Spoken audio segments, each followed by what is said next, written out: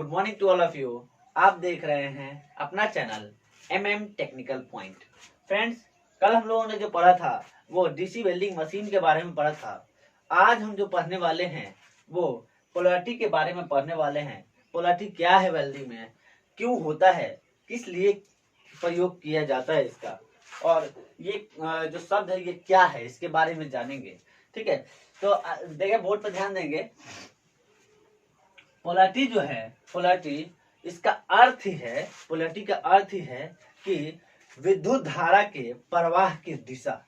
जैसे ये मान लीजिए एक आपका सर्किट हो गया, यहाँ पे मैंने इसमें बल्ब लगा दिए।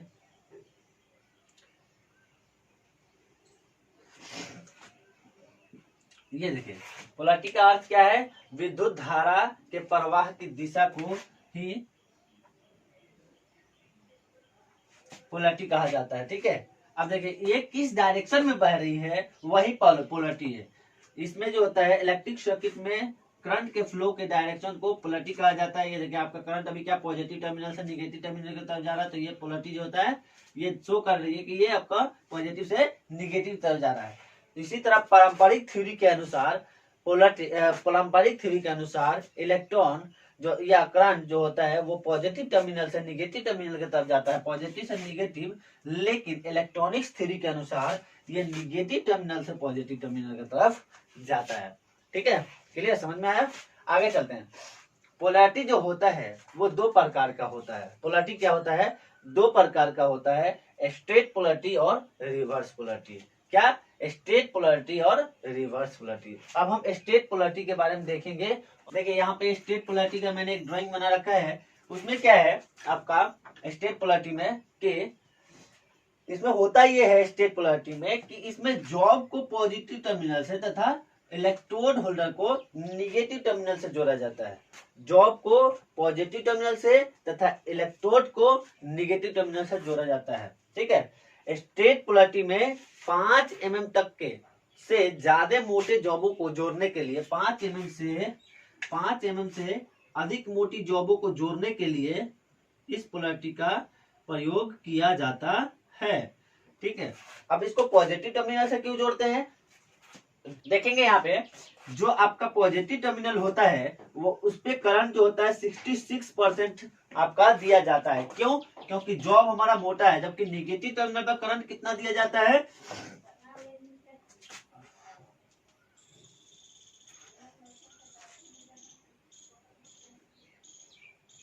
34% जो है आपका 6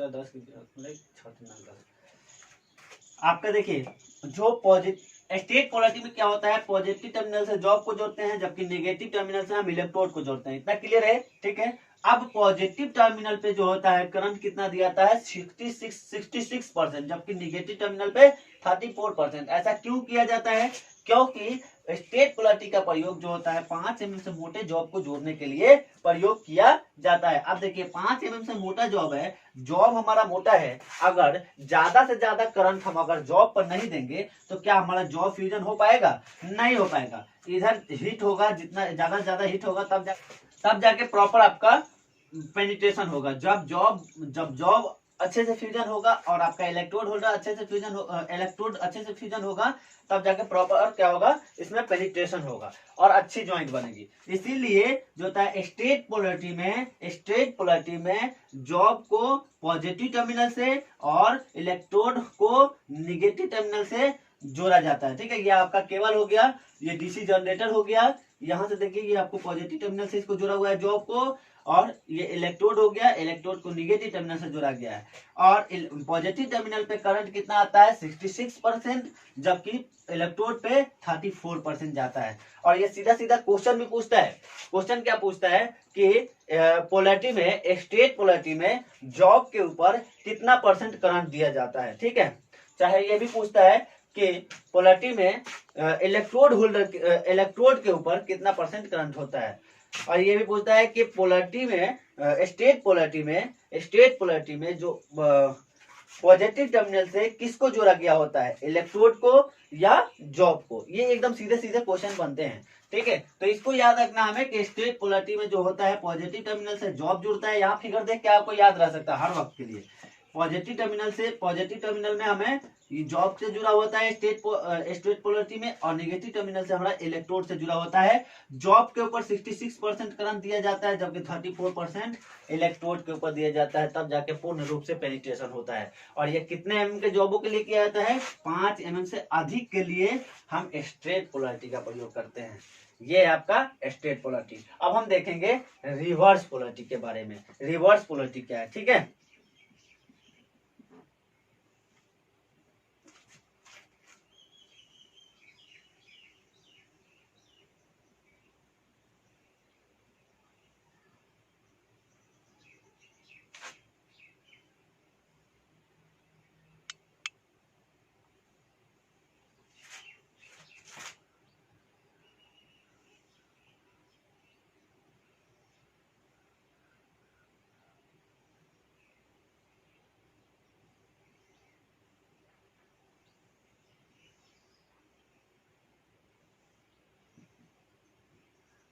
हमारा स्ट्रेट पोलरिटी के बारे में हो गया। अब रिवर्स पोलरिटी के बारे में देखते हैं। रिवर्स पोलरिटी क्या है? रिवर्स पोलरिटी में देखेंगे आप, सेम स्ट्रेट पोलरिटी का उल्टा होता है। क्या उल्टा होता है? यहाँ पे जो होता है रिवर्स पोलरिटी में 5 एमएम तक के जॉब को जोड़ने के लिए किया जाता है। दूसरा चीज, इसमें जॉब के साथ निगेटिव टर्मिनल को तथा इलेक्ट्रोड के साथ पॉजिटिव टर्मिनल को जोड़ा जाता है। ठीक, जॉब पे 34% करंट यानी हीट दिया जाता है, जबकि 66% आपका इलेक्ट्रोड पर दिया जाता है, जबकि पूर्ण रूप से पेनिट्रेशन हो।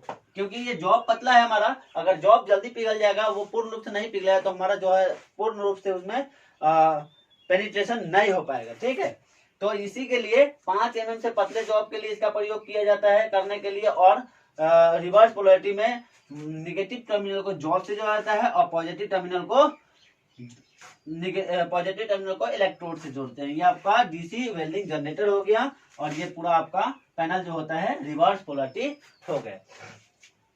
स्ट्रेट पोलरिटी में क्या था, फिर से एक बार रिपीट कर लेना है। स्ट्रेट पोलरिटी में क्या था कि जॉब को हम पॉजिटिव टर्मिनल से जोड़ते थे और इलेक्ट्रोड को जो है निगेटिव टर्मिनल से। लेकिन रिवर्स पोलरिटी में जॉब को निगेटिव टर्मिनल से और इलेक्ट्रोड को पॉजिटिव टर्मिनल से जोड़ा है। ठीक है, क्वेश्चन सीधा सीधा पूछता है कि निगेटिव टर्मिनल रिवर्स पोलरिटी में निगेटिव टर्मिनल को किसके साथ जोड़ा जाता है या पॉजिटिव टर्मिनल को किसके साथ जोड़ा जाता है, ये कितने एम तक के जॉब के लिए प्रयोग किया जाता है। या ये भी पूछता है क्वेश्चन सीधा सीधा कि स्ट्रेट पोलरिटी में ये कितने एम तक के जॉब को जोड़ने के लिए प्रयोग किया जाता है, पॉजिटिव टर्मिनल किसके साथ जुड़ा होता है और निगेटिव टर्मिनल किसके साथ जोड़ा जाता है। आप इसको बहुत ध्यान से देखेंगे और इसको याद रखेंगे। ठीक है, ये बहुत ही इंपॉर्टेंट है वेल्डिंग में, ये अहम रोल निभाता है।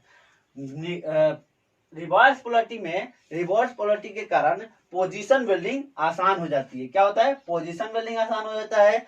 इसके द्वारा रिवर्स पोलरिटी के द्वारा कास्ट आयरन की वेल्डिंग की जाती है। रिवर्स पोलरिटी के द्वारा कास्ट आयरन की वेल्डिंग की जाती है। इसके द्वारा पोजीशन वेल्डिंग आसान हो जाता है। सीट मेटल की वेल्डिंग की जाती है। सीट मेटल की वेल्डिंग की जाती है रिवर्स पोलरिटी द्वारा, और नॉन फेरस मेटल की भी वेल्डिंग की जाती है रिवर्स पोलरिटी के द्वारा। क्लियर? चलिए आगे चलते हैं हम। नेक्स्ट है आपका आर्क लेंथ। आर्क लेंथ क्या है ये सब होता है, वो आपका किसी जॉब को बनाते समय या किसी जॉब को ज्वाइंट करते समय पिघली हुई धातु तथा इलेक्ट्रोड होल्डर के बीच की दूरी को ही क्या कहते हैं? आर्क लेंथ कहते हैं। क्लियर हुआ? नहीं हुआ तो फिर से देखेंगे, बोर्ड पे गौर से देखें, ज्यादा बेटर समझ में आएगा। आर्क लेंथ क्या है? किसी जॉब को बनाते समय, किसी जॉब को मान लीजिए जॉब है, इसको ज्वाइंट करते समय पिघली हुई धातु, अब यहाँ क्या होगा? हीट होगा जब ये इसको पिघलाएंगे तो इलेक्ट्रोड होल्डर के द्वारा, तो इलेक्ट्रोड होल्डर और पिघली हुई धातु के बीच की दूरी को, मतलब एक डिस्टेंस रख करके और वेल्डिंग की जाती है। ठीक है, वो डिस्टेंस मेंटेन होना चाहिए। उसी डिस्टेंस को क्या कहते हैं? पिघली हुई धातु तथा वेल्डिंग इलेक्ट्रोड रॉड के बीच के लेंथ को आर्क वेल्डिंग कहते हैं। क्लियर? फिर से देखेंगे, किसी जॉब को बनाते समय पिघली हुई धातु, जॉब के पिघली हुई धातु तथा इलेक्ट्रोड रॉड के बीच की दूरी को आर्क लेंथ कहते हैं। क्लियर हो गया? चलिए आर्क लेंथ क्या है समझ गए। अब यहाँ पे देखते हैं कि आर्क लेंथ जो होता है वो कितने प्रकार का होता है। आर्क लेंथ जो होता है वो 3 प्रकार का होता है। Normal arc length, short arc length और लॉन्ग आर्क लेंथ। क्या? Normal arc length, short arc length और long arc length. Normal arc length क्या है, शॉर्ट आर्क लेंथ क्या है और लॉन्ग आर्क लेंथ क्या है, ये हम लोग अभी देखेंगे। इससे पहले हम एक चीज एक यहाँ पे देखेंगे कि ये कोर डायमीटर और कोटेड डायमीटर क्या है, तब जाके हमें आगे क्लियर होगा। कोर डायमीटर क्या होता है, कोई भी इलेक्ट्रोड में, इसके बारे में पूरा डीप में नेक्स्ट क्लास में बताऊंगा, लेकिन अभी नॉर्मल इसमें बता दे रहा हूं ताकि ये आगे वाला पॉइंट समझ में आ सके। ये देखिए एक इलेक्ट्रोड हो गया। इलेक्ट्रोड में क्या होता है, ये आपका जो होता है एल्युमिनियम क्लोराइड का ये जो होता है, इसके ऊपर कोटेड किया गया होता है। माइल्ड स्टील की रॉड होती है, उसके ऊपर एल्युमिनियम क्लोराइड का कोटेड किया हुआ होता है। ये देखेंगे। तो जो इलेक्ट्रोड होता है आपका, ये इसे कहते हैं कोर डायमीटर। ये पूरा हो गया core diameter, sorry coated diameter, यानी कि कोटिंग की हुई है, किसी चीज का परत चढ़ाया हुआ है, और ये होता है आपका कोर डायमीटर। क्या होता है, ये कोर डायमीटर और ये कोटिंग डायमीटर। क्लियर हुआ?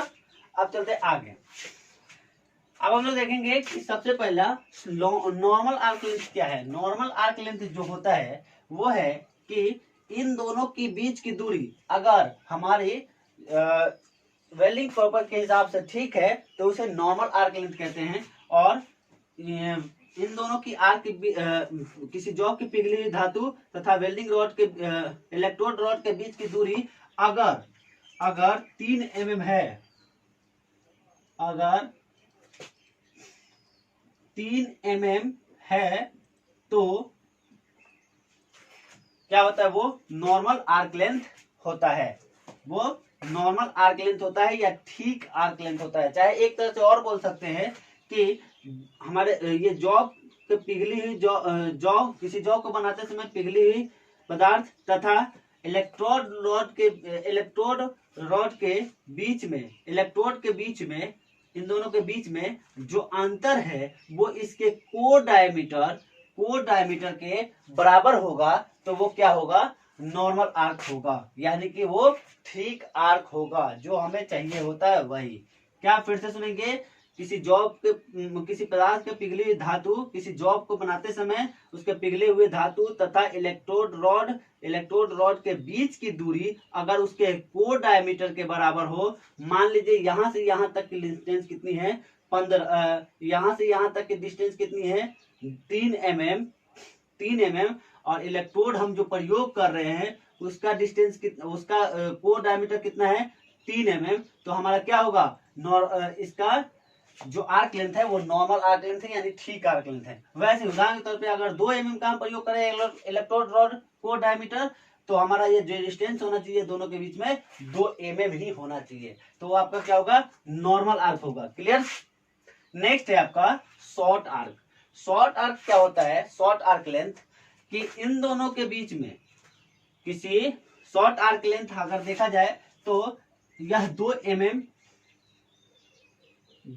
mm ऐसे नहीं। शॉर्ट आर्क लेंथ क्या है, किसी जॉब को बनाते समय उसके पिघले हुए पदार्थ तथा इलेक्ट्रोड रॉड के बीच की दूरी अगर इसके इलेक्ट्रोड होल्डर के कोर डायमीटर से इलेक्ट्रोड रॉड के कोर डायमीटर से कम है तो उसे शॉर्ट आर्क कहते हैं। फिर से सुनेंगे।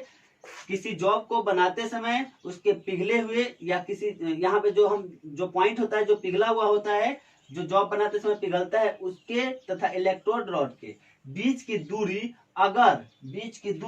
अगर इलेक्ट्रोड के कोर डायमीटर से कम है तो वो शॉर्ट आर्क होगा। कैसे के तौर पर समझेंगे कैसे, ये देखिए मान लीजिए अगर जो हमारा इलेक्ट्रोड है ये 3 mm का है या 4 mm का है, 4 mm का है, तो ये जो इनकी दूरी होनी चाहिए इसके बीच में अगर 4 mm नहीं है, ठीक है, कितना है 2 mm है या 3 mm है, तो ये क्या हो जाएगा, शॉर्ट आर्क हो जाएगा। ठीक है, अगर इसकी कोर डायमीटर 4 mm है और इन दोनों के बीच में अगर 4 mm गैप नहीं है तो 4 mm से कम है, 2 mm है या 3 mm है, तो वो क्या हो जाएगा, 2 mm है इन दोनों के बीच में दूरी। ये अगर 4 mm का है कोर डायमीटर तो, और ये इसके बीच की दूरी 2 mm है, तो ये क्या हो जाएगा, शॉर्ट आर्क हो जाएगा, शॉर्ट आर्क लेंथ हो जाएगा। ठीक है। तीसरा होता है long arc length. Long arc length क्या है, किसी जॉब को बनाते समय पिघले हुए पदार्थ, ये पिघला हुआ है, पिघले हुए पदार्थ तथा इलेक्ट्रोड रॉड के बीच की दूरी, इलेक्ट्रोड रॉड तथा पिघले हुए पदार्थ के बीच की दूरी अगर इलेक्ट्रोड के कोर डायमीटर से, ये कोर डायमीटर है, कोर डायमीटर से अधिक हो जाती है तो उसे लॉन्ग आर्क कहते हैं। कैसे, अगर मान लीजिए ये 3 mm का है, ये 4 mm का है, और इन दोनों के बीच की दूरी 6 mm होता है, 6 mm हो जाए तो क्या होगा, ये लॉन्ग आर्क कहलाएगा। ठीक है, लॉन्ग आर्क कहलाएगा। यानी कि दोनों के पिघले हुए जॉब जो पिघला हुआ पदार्थ है वो और इलेक्ट्रोड रॉड के बीच की दूरी अगर कोर डायमीटर से ज्यादा हो जाती है तो उसे लॉन्ग आर्क कहते हैं। फिर से एक बार देख लेंगे रिवर्स तीनों।